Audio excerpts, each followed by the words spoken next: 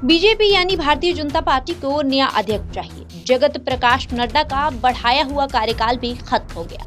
रक्षा मंत्री राजनाथ सिंह के दिल्ली स्थित आवास पर नए अध्यक्ष के नामों पर चर्चा के लिए 5 घंटे की लंबी चौड़ी बैठक हुई। इस मीटिंग में राजनाथ सिंह के अलावा मौजूदा अध्यक्ष जेपी नड्डा, बीजेपी के संगठन महासचिव बीएल संतोष, जबकि राष्ट्रीय स्वयंसेवक संघ यानी आरएसएस से दूसरे क्रम के महासचिव दत्तात्रेय होसबोले और संयुक्त महासचिव अरुण कुमार ने हिस्सा लिया था। आरएसएस बीजेपी की मातृ संस्था है। इसी वर्ष 4 महत्वपूर्ण राज्यों के चुनाव होने हैं।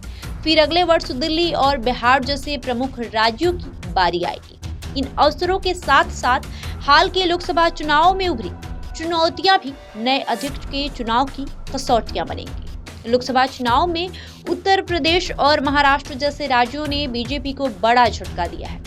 वहां अच्छी खासी संख्या में खासकर पिछड़ा और दलित वर्ग के मतदाताओं ने बीजेपी से मुंह मोड़कर उसके विरोधियों का रुख कर लिया। उत्तर प्रदेश में कांग्रेस और सपा ने मिलकर बीजेपी को बड़ा झटका दिया। राहुल गांधी और अखिलेश यादव की जोड़ी ने अकेले उत्तर प्रदेश में ही बीजेपी को बहुमत से दूर रख लिया। इसलिए प्रबल संभावना है कि बीजेपी का नया अध्यक्ष चुनते वक्त राहुल अखिलेश फैक्टर पर गंभीरता से विचार और छिटके ओबीसी मतदाताओं की वापसी के लिए उनकी बरादरी को ही प्राथमिकता दी जाए। हालांकि अटकलें इस बात की भी लगाई जा रही है कि बीजेपी इस बार किसी महिला को अध्यक्ष बनाकर कीर्तिमान रचती। बीजेपी के नए अध्यक्ष के चुनाव की समय सीमा की बात की जाए तो 31 अगस्त से 2 सितंबर तक केरल के पलक्कड़ में आरएसएस की समन्वय बैठक हुई। तो क्या बीजेपी का नया अध्यक्ष 31 अगस्त से पहले ही चुन लिया जाएगा? दरअसल एक अटकलें ये भी है कि चूंकि बीजेपी के प्रदेश संगठनों के चुनाव भी होने वाले हैं, इसलिए संभव है कि कम से कम आधे राज्यों में संगठन चुनाव संपन्न करा लिया जाए, तब राष्ट्रीय अध्यक्ष का चयन हो। तब तक कोई कार्यकारी अध्यक्ष नियुक्त कर दिया जाए, जिन्हें बाद में पूर्ण अध्यक्ष का पद सौंप दिया जाए। कब तक का प्रश्न तो हल हो जाएगा, लेकिन सबसे बड़ा सवाल है कि कौन। एक वक्त जिन दिग्गजों के नामों की चर्चा चली थी, उन सभी को केंद्रीय मंत्रिमंडल में शामिल कर लिया गया है। शिवराज सिंह चौहान और मनोहर लाल खट्टर जैसे नामी इन्हीं में शामिल है। बीजेपी और आरएसएस की चाहत है कि वैसे नेता को राष्ट्रीय अध्यक्ष की दायित्व दी जाए जिसकी जमीन पर पकड़ मजबूत हो। ऐसे में शिवराज सिंह चौहान अच्छी पसंद हो सकते हैं, लेकिन उन्हें प्रधानमंत्री नरेंद्र मोदी ने कृषि मंत्री की बेहद महत्वपूर्ण जिम्मेदारी दे रखी है। हालांकि ये भी सच है कि जेपी नड्डा हो या राजनाथ सिंह, दोनों को जब बीजेपी अध्यक्ष का दायित्व दिया गया था तब वो केंद्रीय मंत्री ही थे। कहा जा रहा है कि महाराष्ट्र के उप मुख्यमंत्री देवेंद्र फडणवीस के नाम पर भी काफी गंभीरता से विचार हो रहा है और फिलहाल बीजेपी अध्यक्ष पद के लिए वही फ्रंट रनर है।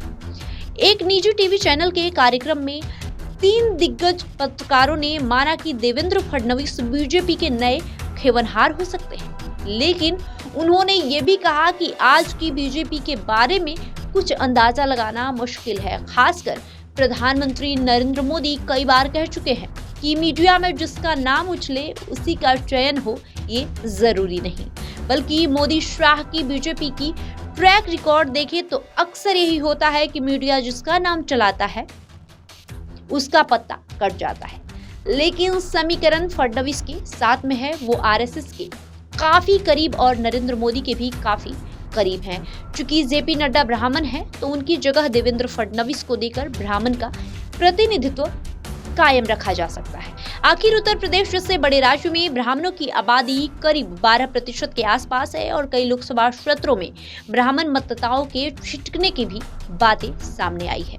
तो क्या बीजेपी ओबीसी मतदाताओं को मनाने की कोशिश नहीं करेगी? जवाब है निश्चित रूप से। लेकिन जहां तक पद देने की बात है तो प्रधानमंत्री नरेंद्र मोदी खुद ओबीसी है। उनकी तीसरी सरकार के मंत्रिमंडल में ओबीसी चेहरे को खासा स्थान दिया गया है। चूंकि अध्यक्ष पद पहले से ही ओबीसी के पास नहीं है, तो ऐसा कोई संदेश भी जाने का खतरा नहीं है कि एक ओबीसी से पद छीनकर ब्राह्मण या किसी और को दे दिया गया। लेकिन बीजेपी एक और विचार पर आगे बढ़ रही है। 2029 के लोकसभा चुनाव में 33% महिला आरक्षण लागू हो जाएगा तो बीजेपी ये चाहेगी एक महिला अध्यक्ष बनाकर महिला सशक्तिकरण को एजेंडे पर एक और कदम आगे बढ़ा दिया जाए। वैसे भी आज तक कोई महिला बीजेपी अध्यक्ष नहीं हुई है, ऐसे में एक कीर्तिमान भी स्थापित हो जाएगा। वहीं इन सभी अटकलों के बीच एक सच्चाई ये भी है कि इस बार संभवतः आरएसएस का पलड़ा ज्यादा भारी होगा। लोकसभा चुनाव में बीजेपी ने 240 सीटों पर सिमटने के पीछे संगठन की कमजोरी महत्वपूर्ण वजह बताई है। इसलिए इस बार आरएसएस संगठन के स्तर पर किसी तरह की हीला हवाली नहीं चलेगा। बहरहाल आपका इस खबर को लेकर क्या राय है, हमें कमेंट करके जरूर बताएं।